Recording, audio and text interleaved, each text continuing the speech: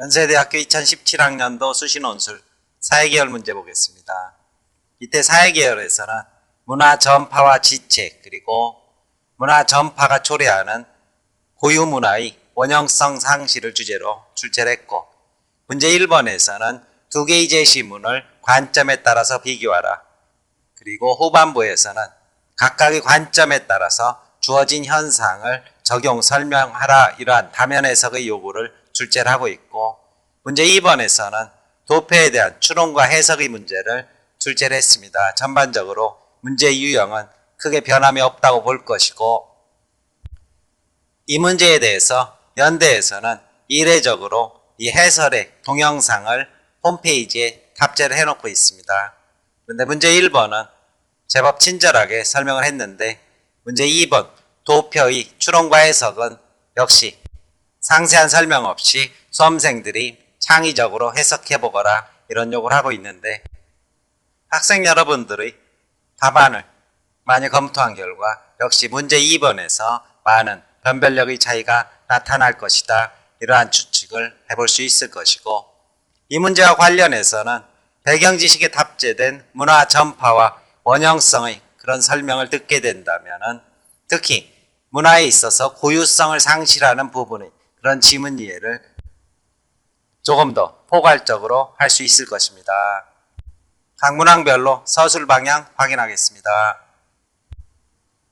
문제 1번의 전반부에서는 두 개 제시문의 비교를 묻고 있는데, 친절하게 문화와 그리고 문화 변동이라는 관점을 제시를 하고 있습니다. 따라서 학생 여러분들이 답안을 작성했을 때 이 두 개의 관점에 대한 설명이 없이 각각 요약을 했다면 감점이 될 것이고, 각 관점의 근거에서 가에 나타난 마콘도 마을의 상황을 설명하라, 이것이 연대에서 줄겨 출제하는 다면 해석이 될 것입니다. 입장이 다르면 하나의 현상을 보는 그러한 시각이 완전히 달라진다, 이것은 구체적인 예시 답안에서 확인해 볼 수 있을 것입니다. 따라서 전반부 서술에 있어서는 첫 도입 문장으로서 제시문 나와다는 문화에 대한 정의가 달라진다, 따라서 변동에 대한 가치 판단도 상반될 수밖에 없다, 이런 정도의 도입 문장을 토대로 해서 제시문 나에서는 문화를 물질, 비물질 문화로 구분하고, 물질 문화는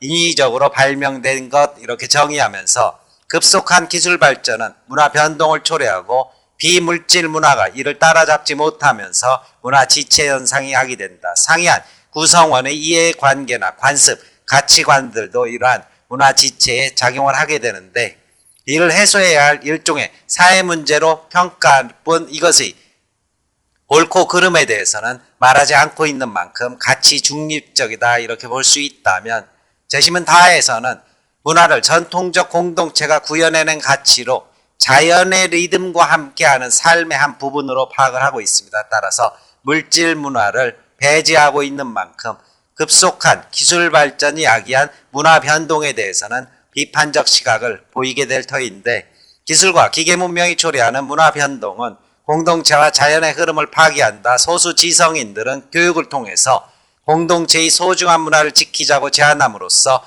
문화 변동, 특히 물질 문명에 의한 문화 변동에 대해서 창조적 전통 유산의 파괴로 파악한다. 이것이 나다 비교의 핵심이 되어야 할 것이고, 비교 과정에서 반드시 문화와 그리고 문화 변동에 대한 이야기를 답안지 속에 포함시켜야 될 것입니다. 따라서 마콘도 마을에 대해서 나의 평가와 다의 평가는 달라지기 마련인데, 나에서는 전형적인 문화 지체 현상이다. 철도, 전구, 영화 등 물질 문화가 보급되면서 마을 사람들은 전통적 삶의 방식과 물질 문화의 변화 사이에서 부적응 현상을 보이고 있을 뿐, 이것이 문제가 되는 것은 아니고 시간이 지나면서 해소될 것이다. 이와 같은 부적응은 세대 간 인식 및 이해관계 차이에서 비롯되는데, 자본가, 어른공장 사장, 영화관을 세운 사람, 이런 사람들은 새로운 문화를 상업적인 수단으로 이용하게 되는데, 여기에 대해서 주민들은 이중적인 평가를 내리면서 혼란에 빠져 있다. 결국 이해관계가 새로운 문화 소용의 속도 차이도 결정하게 된다. 나아가서 악단의 위기, 추궁기에 밀린 악단의 위기는 물질 문화가 비물질 문화의 구조를 바꿔가는 현상으로 이해할 수 있고, 이에 비해서 아이들은 추궁기를 가지고 노는 모습이 가볍게 소개될 것입니다. 결국 이렇게 추궁기를 가지고 놀다 보면 새로운 물질 문화를 자연스럽게 접하면서 아이들 세대에서는 문화 지체의 해소 가능성, 이 아이들은 결국 추궁기를 듣게 될 것이고 나중에 워크맨이 나왔을 때 다시 한번 또 문화 충격에 빠지게 되겠죠. 재심은 다에서는 전통 공동체와 그것이 구현한 살아있는 문화를 상실할 위기다 이렇게 분석을 하게 될 것입니다. 인간관계와 선의를 중시하는 공동체적 삶의 방식은 새로운 물질 문화에 의해서 위협받는 상황이 되었다 이렇게 정의를 내린 뒤 다만 그들의 전통 가치는 새로운 변화에 대해 거부감을 불러오지만 전통 문화를 지키기 위해서는 구성원들의 체계적 결집과 지속적인 교육이 필요하다. 그렇지 않다면 그들만의 개성적인 공동체적 삶의 흐름을 담은 전통 문화는 결국 물질 문화의 상업화와 표준화 속으로 흡수돼서 그 맥락이 파괴될 것이다. 아마 이렇게 상반된 해석을 하게 될 것이다. 이것이 문제 1번의 후반부 답안의 전개 방향이 될 것입니다. 문제 2번에서는 간단한 도표를 주고 난 뒤 이것을 나의 근거에서 설명하시오. 이런 요구를 하고 있는데 이 도표에는 간단한 트릭이 숨어 있다는 것을 학생들이 발견하지 못하는 경우가 대부분이었습니다. 그리고 연대 측 설명에서도 그 부분에 대해서는 상세한 설명을 하지 않았는데 실제로 제가 보는 이 도표의 핵심은 같은 25세에 조사를 했다고 하더라도 응답자 비율이 가장 낮은 집단은 2020년에 조사를 한 것이고 가장 높은 집단은 2040년에 조사를 했다는 사실, 이것을 잡아내셔야 될 것입니다. 이것이 무슨 의미냐 하면은 2020년에 한 집단은 바로 인공지능이 도입되는 그 해에 설문조사를 한 것이고 이 집단은 인공지능 아래서 20년을 살고 난 뒤 바로 설문조사를 했다는 것입니다. 따라서 인공지능에서 20년간 노출되어서 유년기와 그리고 소년기를 지낸 집단이고 이 집단은 25세쯤 되니까 대학을 졸업할 무렵에 임박해서 국가에서 인공지능을 이제 도입하겠다 이러한 발표를 접하게 됐을 때 과연 어떠한 반응을 보일 것이냐. 특히 의대나 법대, 경제학과에서 회계학을 전공한 학생들은 헐 막말로 빡친다 이런 얘기를 하게 될 것입니다. 왜냐하면 실컷 공부했더니 바로 인공지능이 도입돼서 이거 일자리 날아가는 것 아니냐 이러한 식의 초기 거부감을 당연히 보일 수밖에 없을 것이고 이에 비해서 이쪽 집단들은 이미 인공지능이 서서히 바꿔온 그러한 사회 환경 속에서 20년을 살아왔다는 것입니다. 따라서 대학의 전공체계도 많이 변했다고 볼 수 있을 것입니다. 의대나 경제 그리고 법대 이런 것들이 지고 손발로 직접 해야 되는 조리사나 미용사 그런 전공이 떴을 수도 있고 이건 제 상상이지만 따라서 그렇게 변모된 사회에서 이미 살아간 집단이기 때문에 25세 됐을 때 그것에 대해 질문을 했을 때 자연스럽게 받아들였을 것이다. 이것이 이 도표 추론의 핵심이 될 것이고 물론 가운데 집단은 10년 동안 살아온 그런 집단으로서 중간에 위치하는 것이 당연하다. 이것이 이 도표의 첫 번째 접근법이 될 것입니다. 따라서 우선 첫 번째는 해당 문화의 노출 시간이 문화 수용에 결정적인 영향을 미친다는 추론이 가능하게 됩니다.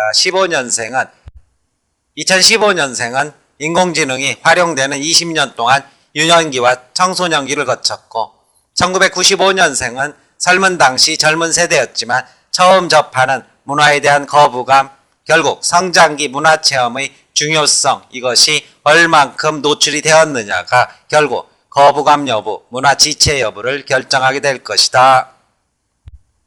그런데 두 번째 보게 된다면 이것의 변화 추이가 크게 변하지 않는다는 사실을 확인할 수 있는데 이것도 도표의 주요한 부분인 만큼 의미를 부여하게 된다면 여기에서는 한번 형성된 가치관은 쉽사리 변하지 않는다. 바로 이러한 것들이 문화 지체 현상의 원인이다. 이렇게 한번 입장을 정하게 된다면 쉽게 변하지 않는 것이 문화 지체 현상의 원인이 된다. 이러한 서술 가능하게 될 것이고 문제에서는 대학 진학률이 감소했다는 짧은 이러한 시사점을 주고 있는데, 그렇다면 이것은 무엇을 의미하느냐?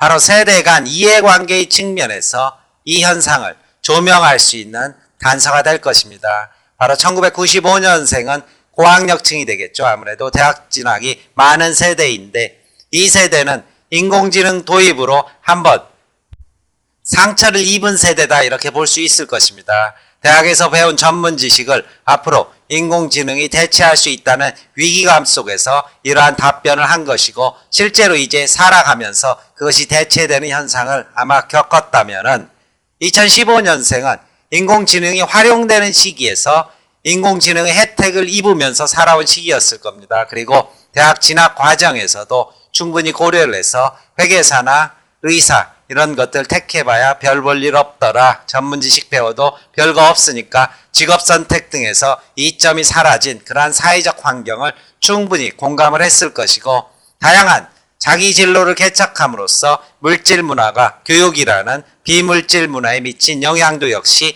여기에서 파악할 수 있다. 아마 대학 그 자체도 많은 20년 동안 개편을 겪게 되었을 것입니다. 따라서 이러한 식의 도표 분석을 해주게 된다면 도표에서 요구하는 이런 시차의 의미를 답안 속에 충분히 포함시킬 수 있을 것입니다.